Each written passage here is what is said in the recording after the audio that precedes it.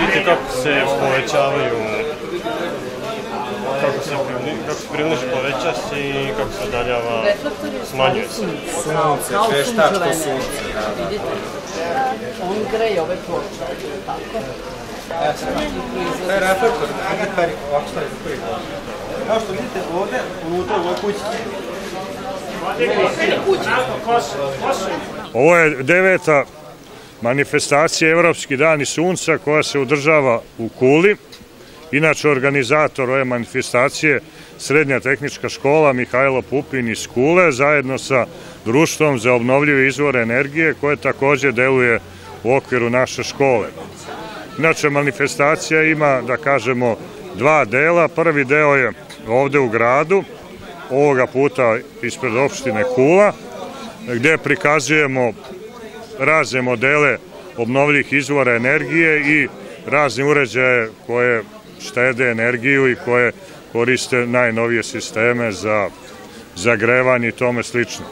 Ovoga puta malo zbog kiše je odziv ovih izlagača bio nešto skromniji, tako da imamo našu školu koja prikazuje solarne panele, Srednju tehničku školu iz Bačke Palanke, terming i tome slično. Nakon toga imamo skup u našoj školi u svečanoj sali gde se održavaju stručna predavanja na temu obnovljivi izvori energije i energetska efikasnost. Tu imamo 8 predavanja, imamo goste iz Republike Slovenije koji će takođe da održe set predavanja vezano za njihova iskustva iz njihove škole, a takođe imamo i par univerzitetskih profesora koji će da održe predavanje vezano za obnovljive izvore i energetsku efikasnost.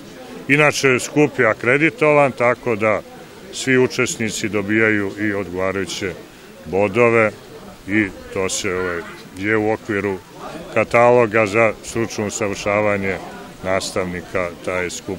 A evo, mi smo prva škola u Vojvodini, kao što ste rekli, koja školuje ovaj novi obrazovni profil, to je tehničar za obnovljive izvore energije. Druga škola je u Srbiji, odnosno u Zemunu, tako da smo mi te dve škole jedine koje školujemo trenutno ove kadrove. Inače, poznato je da je Kula sredina u kojoj se nalazi veliki broj ovih obnovljivih izvora energije. U našoj školi imamo prvu solarnu elektranu, takođe u našoj školi imamo i kolektore za zagrevanje tople sanitarne vode. U blizini Kule nalazi se prvi vetropark u Srbiji, a u susednom Vrbasu nalazi se elektrana na biogas, tako da naši učenici moće kroz praktičnu nastavu da se osposobe i da vide praktično skoro sve obnovljive izvore energije na ovom terenu.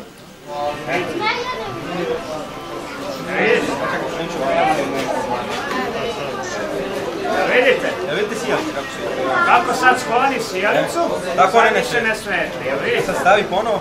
A? Vidite kako? A rekli smo da je taj reflektor ponaša sunce. Čiriba, jel vidite šta radi? Mađioničar, a? Ovaj učenik mađioničar, vidite šta je to? Vidite? Šta se radi? Sad kad bi tu vetar, on to okreće, on stop. Znači napunimo bateriju i onda noću priključimo sijalicu na... Razgovaramo sa predstavnicima Tehničke škole 9. maj iz Bačke Palanke koji su danas ovde takođe u okviru manifestacije Evropski dani sunca. Pa evo, ako možete ukratko samo da nam kažete na koji način ste se vi danas predstavili.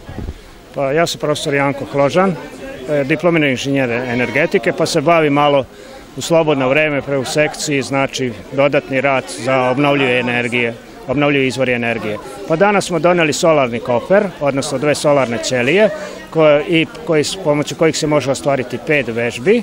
Doneli smo energetski pasivnu kuću i 1 vetrogenerator za punjenje mobilnog. To je za sad, znači, imamo još drugih maketa, ali to je što smo doneli sad na sunčane dane Kula. Informacione tehnologije trenutno i baš nemamo energetskih, ali ih ja aktiviram, pa radimo tako dodatno. Znači, zato ne može, ali ćemo već do godine možda i mi upisati obnovljive, pa će biti. Ali su jako aktivni, željni ovoga, znači da rade. Pa Kula je specifična po tome da ima jedno od prvih odeljenja gde se uče obnovljivi izvori energije i vi planirate tako nešto u budućnosti? Da, za jednu godinu, dve. Sad pravimo baš elaborat, ako nam odobri prvo pokrajinski sekretarijat, onda ćemo konkurisati u Ministarstvo prosvete, tako da imamo u planu za 2-3 godine da to isto radimo. Zato i radimo ovo, znači, pa aktiviram i učenike, znači, evo. On bi vam mogao da vam objasni solarni koper malo. On je edukovan tu, te fotonaponske ćelije, kako rade i šta izvodi. Jedno paralelno vezivanje fotonaponskih ćelija, onda kako se zavisi od osvetlja i udaljenosti, znači od senčenja i pod kojim uglom. Znači 5 vežbi se može lepo izvesti. To je jako korisno. Trenutno ja isto radim na tim, pa s tim solarnim koperom obilazimo osnovne škole, osmacima držimo i prezentaciju naše škole, a i obnovljive. Kao sveobuhvatni, kaže se da su to alternativni izvori, to nisu, to su već sadašnji izvori, bez kojih mi ne možemo. Samo što mi u Srbiji malo kaskamo, ali bit će toga. Ok, hvala na razgovoru. Proizvodnja toplovodnih kotlova za centralno grejanje na obnovljive izvore energije. Obnovljivi izvori energije konkretno su slama, drvo, biomasa. Konkretno ovdje imamo jedan gorionik na drveni pelet koji se postavlja na toplovodni kotao za centralno grejanje. S tim olakšamo i povećavamo stepen konformiteta grejanja. Nema ručnog loženja, sve se odvija automatski, pritisneš dugme, namestiš temperaturu u prostoriji, gorionik greje vodu koja dalje greje radijatore i greje prostoriju. Drugačiji način grejanja je ručno loženje, znači toplovodni kotlovi na ručno loženje na drvo, slamu, šapurike, sve poljoprivredne ostatke i ugalj. Sljedeći proizvod je grejanje na poljoprivredne ostatke koji su balirani, znači grejanje na bale slame, to su toplovodni kotlovi koji ubacuješ kompletnu celu balu slame, ona dalje greje vodu, isto tako greje voda radijatore i prostorije.